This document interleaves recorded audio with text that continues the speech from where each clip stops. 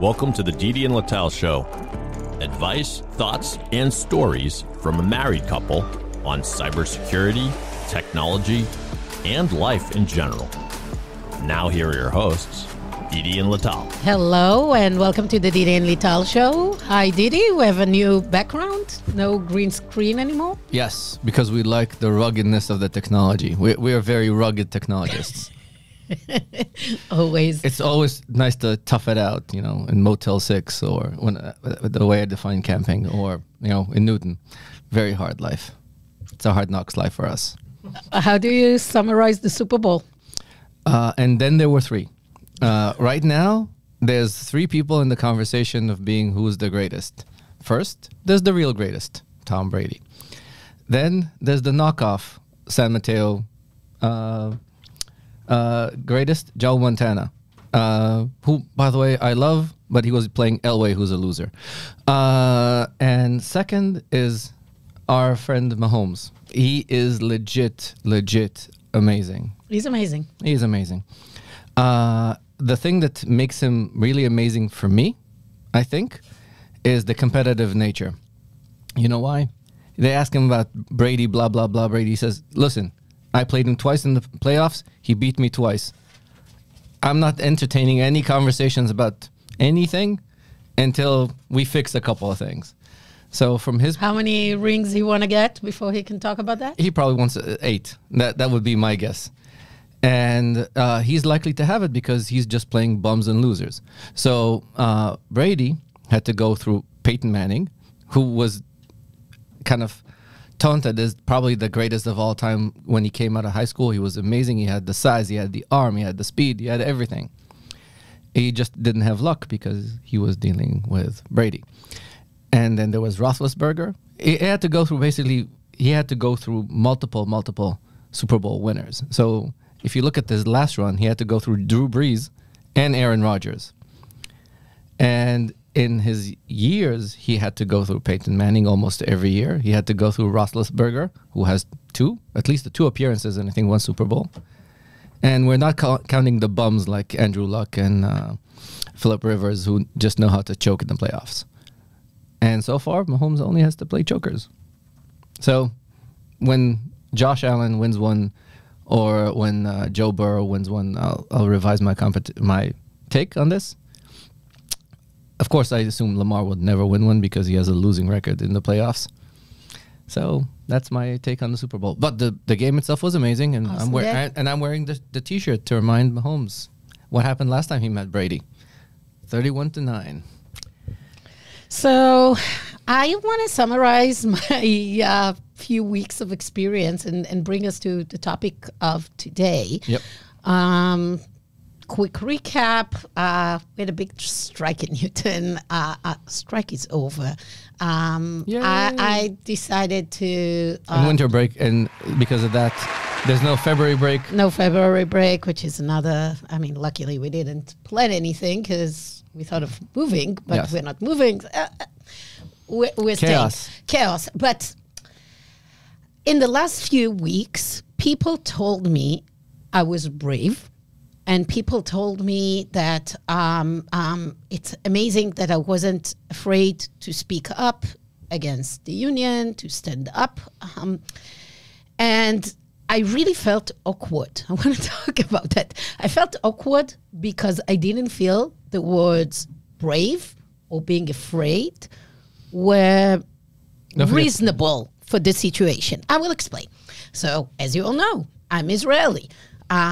In my culture and in the world that I'm coming from, being afraid is a big thing. Like, fear is something existential.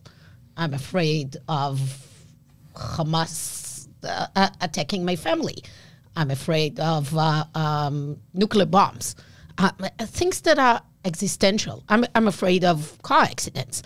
I am not afraid of being confronted by people that think differently, people that will be not supportive on social media.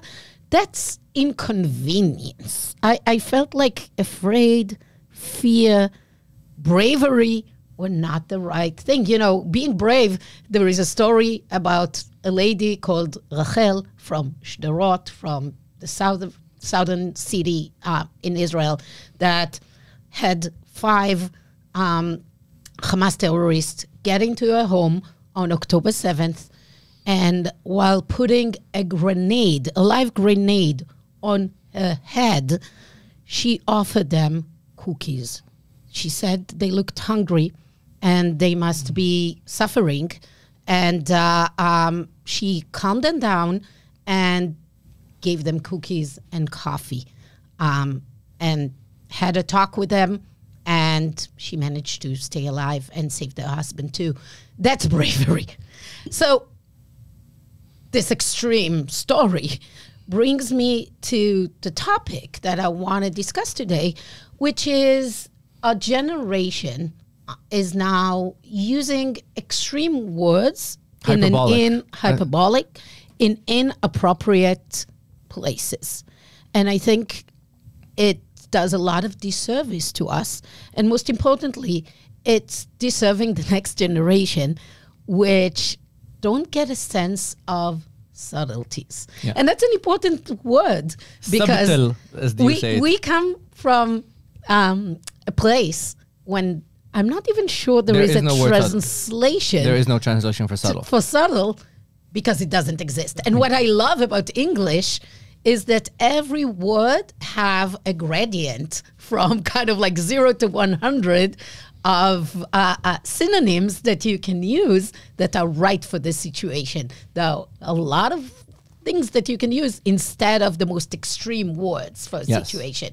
So Didi, when you give me your example of like misappropriate use of wording, and let's think why we got to this point. So unlike you, that you decided to go directly to the extreme of Holocaust and October 7th and disaster and being Debbie Downer. That's me. Yes, of course. I'm going to give a more fun example. And that's the use of the word urgent. So this week at work, I had multiple people reach out to me and say, I need to do something urgently. And as you know, our organization had some massive changes. It's in the news. I'm not going to comment on this in any way, shape, or form. But there were real urgent topics to deal with. Real urgent topics. Topics that impact people's lives. Mm-hmm. Topics that impact income. The topics that income customers. Like live or die closing of deals. So this is, for me, is urgent. It's, you need this answer now. If it's time sensitive and time related.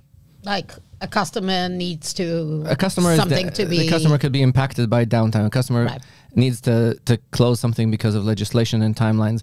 An employee is impacted in its daily life. Exactly. That's urgent. Exactly. An employee might be terminated or not terminated. There are things that are really impactful for people's lives. Okay. And my methodology for somebody that says, I need an urgent meeting is, okay, let's meet up today at 8 p.m. or 10 p.m. This is urgent, right? It's really urgent. I have no problem. I can meet with you at 8, 10. This is urgent. And if somebody says, no, I plan to land on tomorrow's your podcast time. No, you're not going to land on my time. You can't tell me when your urgency is. Because if it's not supposed to be at 10 p.m., that's not urgent. You've mishandled your time. Why is your time more valuable than mine? This is my understanding of urgency. Mm-hmm. As you know, medical school, I had time in the emergency room. So I know what urgent actually means. You made me a Debbie Downer too. But there's things, when you talk about urgency and sense of urgency, urgent needs to be now. And for me, if somebody says the word urgent and they're not willing to meet right away, that means for me that they're crying wolf.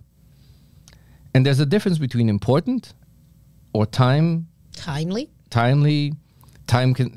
sensitive. There's a million little things. And then we can discuss. Would have been better to say time sensitive, need to be delivered this week. Yeah. Or that sets clarity exactly on it. Exactly. It's not urgent. So the use of the term urgent for me is a problem. The other one that I really, really hate is traumatized. When people That's overused that or offended. These two terms are used so much in today's language. You cannot, if somebody says they were traumatized by a work-related event, that means a very serious thing has happened. Yeah. Do you mean that somebody beat the shit out of you on Zoom? Is there an harassment? I mean, if somebody is traumatized, that means serious harassment. Yeah. That means Physical, serious action that needs intervention. And not by somebody asking them to do their jobs. So these are the things that I think in general we've become super hyperbolic, and everybody's so sensitive. And in the sense that I'm looking at this like a root canal. When somebody gives you a root canal and they open up the nerve, when the dentist does in the room next to you, you go, oh. And living like this is no way to live. That's why dentists exist. So that's why you have sedation. That's why you have sedation. That's why you actually fix these things. If you're such an exposed nerve that everything is that extreme for you, there's solutions for that. But you need to understand that the world is a grayscale. Yeah, I mean, I can think of another word that now is being overused is gaslighting. Used to be something that came out of a movie. It is a very serious. Explain to the listeners and viewers, what does the term gaslighting actually means? It's coming from when in relationship your partner makes you think as if you're crazy. So it's an extreme abusive behavior, non-physical violent, but extremely violent when your partner or somebody else creates an atmosphere around you that would make you become crazy because he makes you think you're crazy. So that's gaslighting. It's a film. Gaslight is a film from 1944. Ingrid Bergman. Yeah. And nowadays, it's being used as you gaslight me means you argue with me, you disagree with me on social media. That's when somebody argues with you, now he gaslights you. When somebody gaslights you, and this is where people need to understand the actual meaning of this, is they make you doubt your perception of reality. Right. Is this really happening? So, for example, certain people that love to leave, the garage door open, people that love to leave the trash can open so the cat gets to the food. I'm not naming names, but certain people. So maybe you are the one leaving it and then saying, oh, it's you that always, and then makes me doubt myself if it's me or you're just planting it in my head. Exactly. Because I'm actually very orderly. You're very neat. You're the neatest person I know. It's not that... Stop gaslighting. Exactly. It's not as if our bedroom looks like a laundry central. So I started thinking of how we got to the situation of hyperbole. Of the problem with the laundry. The laundry is my fault. That's true. But the problem of us using big words instead of the right wording that are not so bombastic for the situation. Why everything is traumatizing, why arguing is gaslighting, and why you're doing something that is different. Urgent. It's courageous. Everything is urgent and everything needs to happen now, and there's no ability to temper emotions. So I'll tell you what I think, and probably there are a bunch of different reasons. How media used to be the sensationalist, right? You always had to create, clickbait, sensational news headlines. So you would use bombastic wording for that and exaggerations. Nowadays that we have social media, each one of us is a broadcaster. We need to tell the world, and nobody will listen. At least we feel like nobody will listen if we're not using extreme words. So every time we post, every time we talk in social media, it has to drive attention. I guess also the algorithm works that way to promote those posts that are more sensational, the same as, and each one of us became, headlines of a British tabloid. So I think that's part of the reason that our society is moving to those words. Also, politicians are driving it, and our politics is very extreme. What do you think? Why are we using those extreme words? Because people are soft and weak. People are just so soft. It's just insane how soft people. Well, we had a snow day this week. We didn't have a snow day in Newton, thanks to the strike, but there was a snow day. Of no snow. With no snow. It seems like... Soft. This is the thing. People have become... I think it's a little bit like allergies. When you don't expose people to allergens, they become allergic when they get exposed to it at a much older age. That's like why Israelis don't have peanut allergy, almost don't have peanut allergy. Because of bamba. There is something called bamba that has, it's basically puffed peanuts. It's awesome snack.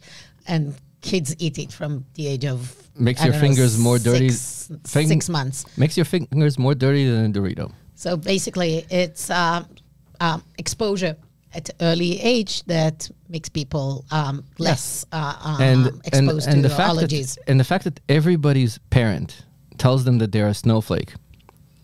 Because my mom, when I got back from school with an A, like Ron came to us and says he got a 94. My mom would have asked him, who got the A? Who got the 100? Who got the 100? And why did you make those mistakes? And even you don't do that. And you're a much harsher person. Well, he came to say that he was right and the teacher was wrong and showed me. And I told him he was wrong. Yes. He was wrong. But the thing is that when everybody... I didn't support him. When everybody's a snowflake, the first time they get punched in the mouth, they don't know how to react to that.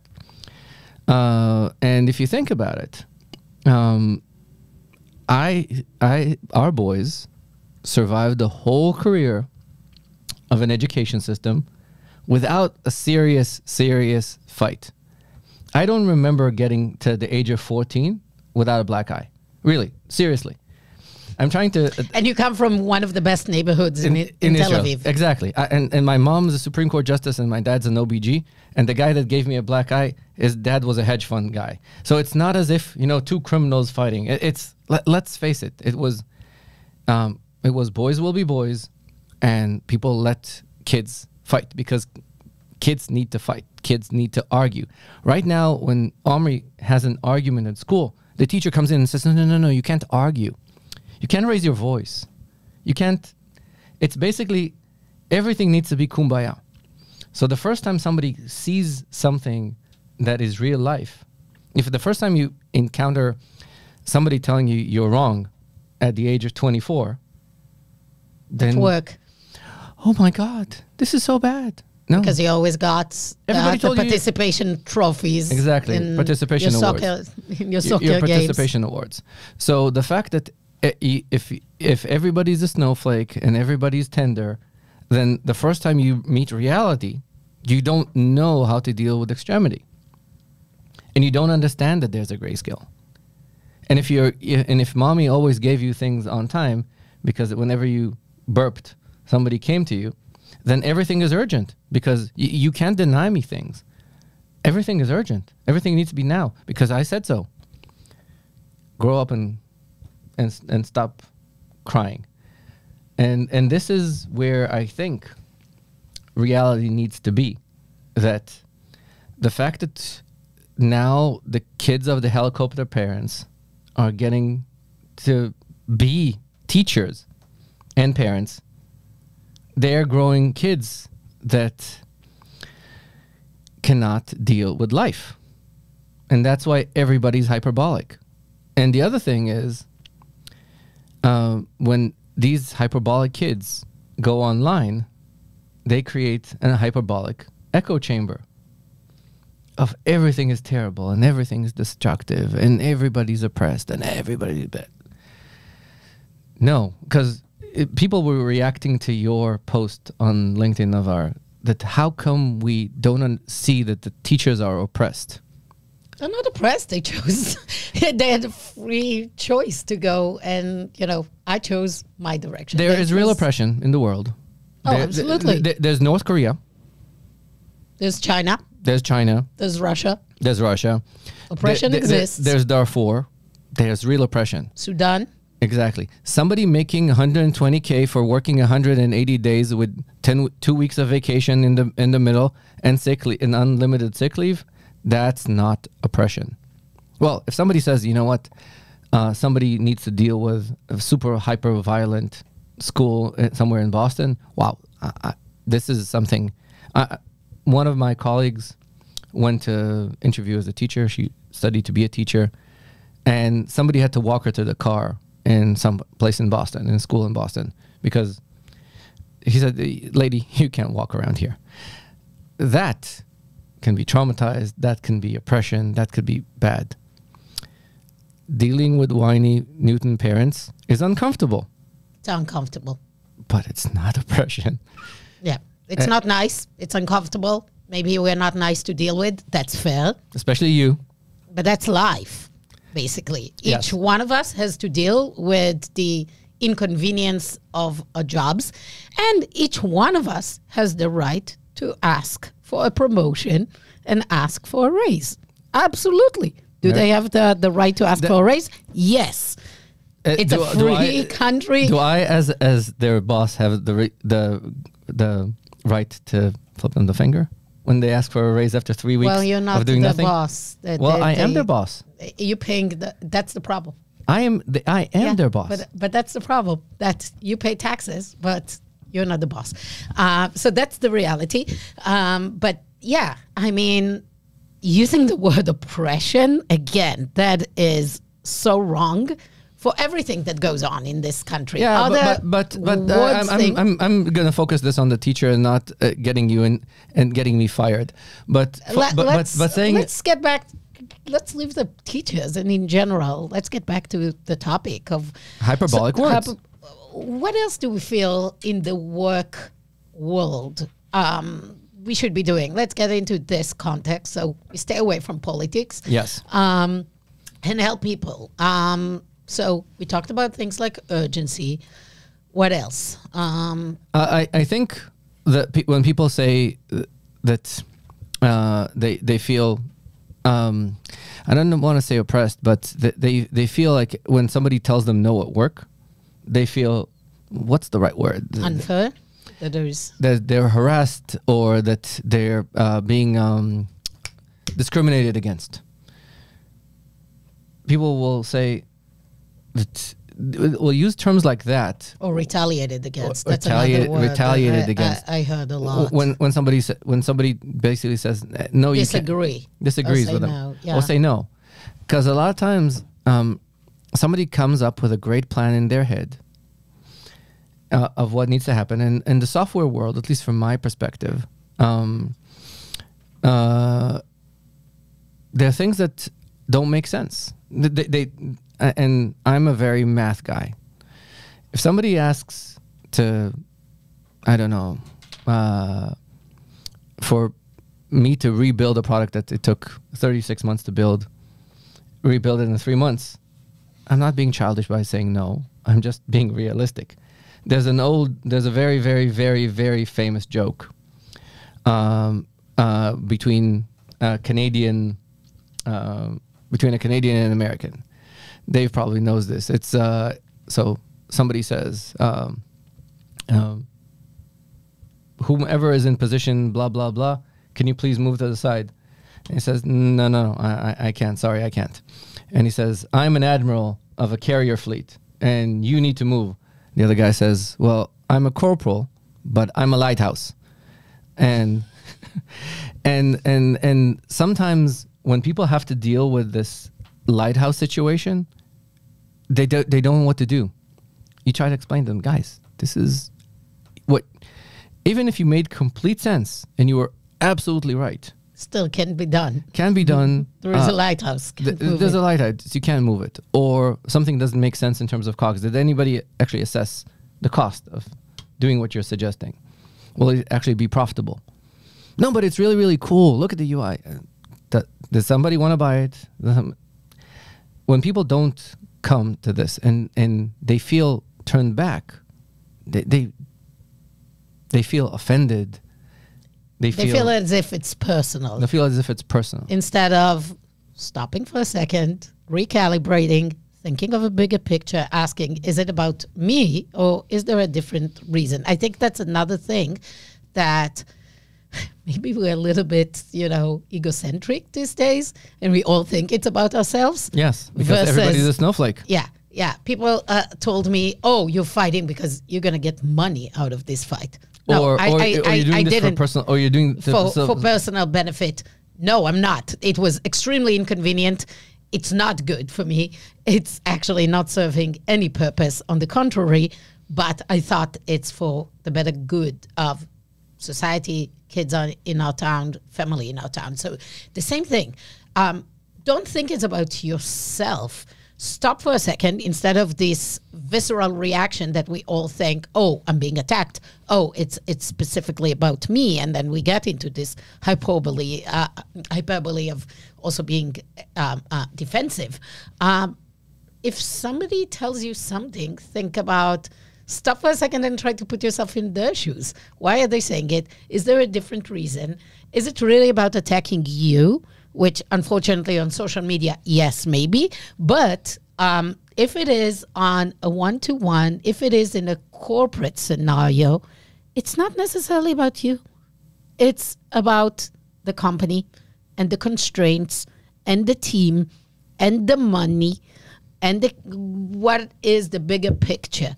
And I think we are using the most extreme words because we get into this egocentric world instead of thinking about what else is part of the bigger picture. So yeah, I think we'll end with a big word, which requires another topic on its own. Which one? Meritocracy. We'll do an episode just about that. Especially because my best friend Angela Duckworth was publishing something about a book called The Meritocracy Trap, which I'll post a link to in the connections here. So we need to read the book first. I read it. Oh, you already read it? Yeah, yeah. Not exactly War and Peace, and not exactly Is it better than Grit? Her first. So it's not her book. It's not her book. Okay. I love. Sorry, I love her book because her book actually talks about meritocracy. Grit is meritocracy for yes. sure. I think this is where people take real offense, and I'm gonna go back to something that Marty Rush, who was one of our investors, once said in like an all hands team meeting. He says, if somebody says your idea is stupid, it's okay. If somebody says you're stupid, that's not okay. And people don't know the difference between the two. You can have multiple stupid ideas. I have at least 3 a day. And I call Anton and he reminds me that That's because he is Russian Israeli. Yes, and he will tell you in your face immediately. That's a stupid idea. He may also say you're stupid, but that's a different thing. He may also say I'm stupid, but he won't. But in general, I'm the one that will tell you you're stupid. Yes, and just because it's not true. And just because I hope to get some, I'll forgive you. Okay. The things that we'll forgive, exactly. But you do make me feel traumatized inside every time. I know. It's hard. I want to give our listeners that survived with us for the last half an hour a thought. If you are after I traumatized them. Yes, we're torturing them. That's what we do here. If you listen to us, you're being tortured. I think before using a big word, try to take the 1-2 levels down. Like recalibrate before you say it. Ask ChatGPT to say, how can I use this word 2 levels down? So that's like me. Now that if I need to send an angry letter to a customer support somewhere, I now get into ChatGPT. I type whatever I want to type, and I tell him, make it sound less Israeli. Yep. It's amazing. It tones it down. It becomes polite. It's like my alter ego, non-existent me. That's ChatGPT. Or the way Omri calls it, my friend Chat Gupta. Yes. I don't know why he decided that he has... because he thinks that ChatGPT is a mechanical Turk operated by 1 million people somewhere. Yeah, maybe. So let's tone down the craziness. It's going to be a tough year. It's 2024. Hyperbole is the name of the game. Yes. And we're not going to talk about who's going to make it insane. But I will say he speaks like this. Well, so life is crazy. Let's not kind of make it even worse if we can. Let's tone things down. Let's make it quiet. Awesome. Well, I think with that, we can adjourn. Done for the day. Done for the day. Thank you for listening to the Didi and Lital show. I tend to yell, so it's really hard for me to tone down my voice. But I hope we hope you enjoyed our podcast. If you like us, please rate and review us wherever you get your podcast. Share it with your friends. If you'd like to be on the show, please reach out to Didi or myself. Have a wonderful rest of your week. Bye-bye. Bye-bye.